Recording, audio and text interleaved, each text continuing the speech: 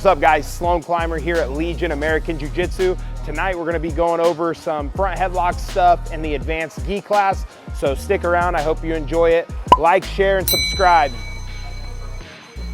Mark, go ahead. I can't stress enough how important it is to get your knee to the inside of your armpit right here. If my knee is out here, it's so easy for him to escape, okay? It's gonna be really easy for him to push my leg right off of his neck, okay? Keep the knee, whether you're doing the gi or the no gi version, make sure you roll your knee to the inside, okay? If you feel like you don't have space or you're too crowded to do that and you're using the gable grip, go S grip. That'll give you a few more inches to bring that knee to the other side, all right? So you should always be able to look right down at your knee when you're finishing this. You should be able to see it. If you can't see your knee and you can only see your shoulder and his back right here, you're not in a good placement for it. We're here for the finish, okay? And again, that goes for if we're using the gi grip and the pants, or if we're gable gripping or S gripping. Cool? Are there any questions on this? Yeah, sure, with the like no gi version, yeah.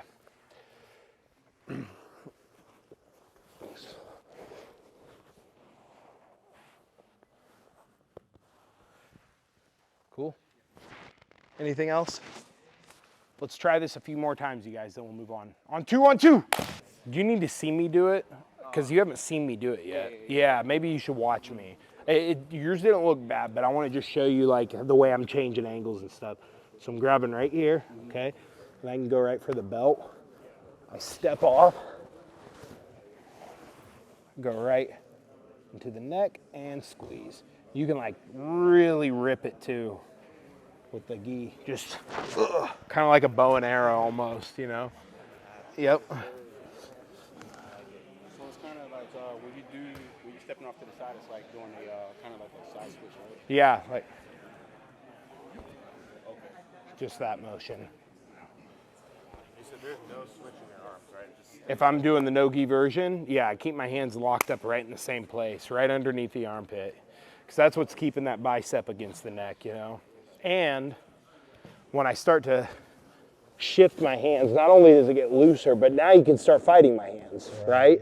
But right here, you can't fight my hands that well. You can't really reach them, you know what I mean?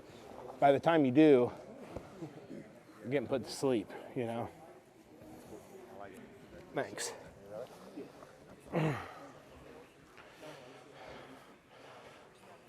Ben, there's a problem here. The knee, give me just a second, guys. I'll be with you in a second. Let's go back. Keep those hands locked up right where they are. Now look, I want you to get this knee to the inside of your armpit. But look, there's a problem. You're loosening your grips up now. So, in that case, if you're struggling with keeping your hands locked up under the armpit, see, this is his armpit right here, right? So maybe go S grip instead. Okay. And try to just pull it in right here. Yep. Fall back, and now. Is that it? You get the top? Yeah. Cool. Does that make a difference for you? Yeah, I mean, they all feel tight, but that's something I wasn't even thinking of. So like right there. Always get the knee to the inside of the armpit. It makes such a difference. Can I see you real quick, buddy? So when I'm here, and again, if you're struggling to keep the gable grip and you feel like you're shifting your hands underneath him, then just use an S grip instead, okay? Because anytime your hands start moving underneath him, not only does that kind of remove my bicep from his neck, but it puts your hands right in front of his face so he can start peeling your grips. You see what I'm saying? Yeah. So when I keep them under his armpit, go ahead and try to hand fight me right now. Makes it really difficult for him, okay? Nice. So your hands don't move. They stay right there the whole time, yep. And a good little detail to this is this outside elbow, keep it pinched up against your armpit. I'm like using this hand to pull this hand through. You see what I'm saying? I'm keeping tension with this arm. It's not just being lazy right there. I'm keeping it tight, right? Cool. This is a very common reaction when you have someone stuck.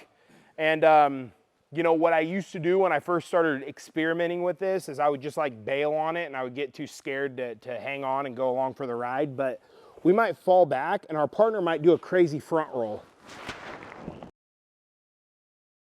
And you can finish it right here, okay? You're just doing a Granby roll.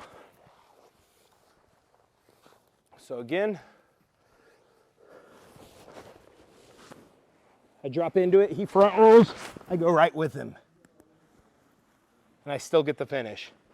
In fact, like 2 of the 3 times that I've done this in competition, that's what happened. They exploded, they front rolled, and I end up finishing kind of in like that awkward sideways position, but still effective, okay? If you're gonna try that with your partner, just be careful. I don't want anyone like breaking their necks in here, all right? Couple more tries, guys, let's go. Exactly what I'm doing yet, but I'll show you. So we fall to our side, he rolls, I go right over my shoulders, and I'm finishing like this. Yep, so we go from here to here. We finish.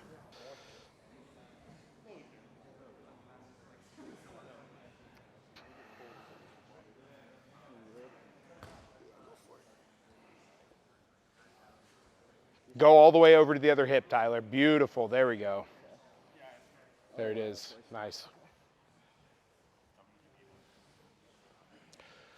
All right, guys. Let's take a look at one more option. We won't spend a lot of time drilling this if we can't get that breakdown, okay? So my partner's being stubborn as I'm trying to snap him down from front headlock. He's keeping that space in his arms. All I'm going to do with my outside arm, you guys, I'm gonna go underhook. My inside arm is gonna go back to my chin strap.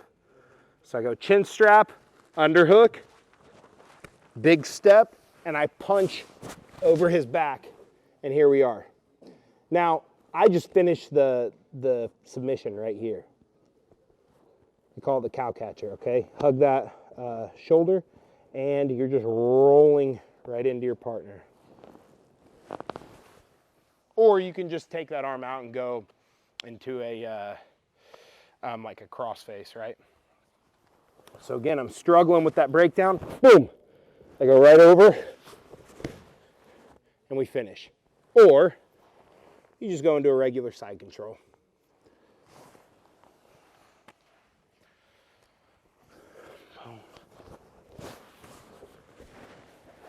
We can also slide our knee over the top and do that mounted guillotine that we just worked from there as well.